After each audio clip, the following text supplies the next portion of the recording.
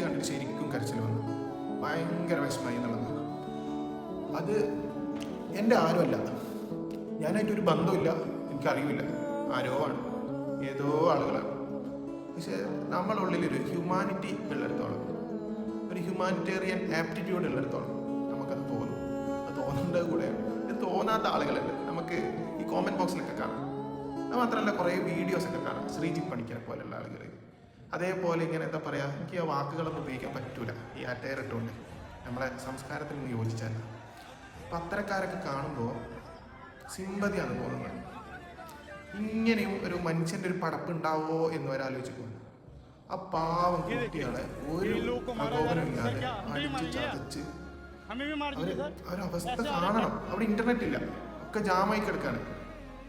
എന്തൊക്കെ പുറത്ത് വരാണ്ട് നിൽക്കുന്നുണ്ട്. നെയിം ടാഗ് ഇല്ലാത്ത പോലീസുകാരാണ് ഇതൊക്കെ ചെയ്യുന്നത്.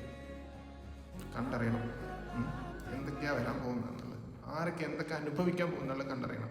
എല്ലാവർക്കും വീട്ടിൻ്റെ ഉമ്മരപ്പടിയിലെത്തുമ്പോൾ മനസ്സിലാവും. അതുവരെ ആർക്കും എല്ലാവർക്കും ഒരു കെട്ടുകഥകൾ മാത്രമായിരിക്കും ഈ കാണുന്നതൊക്കെ.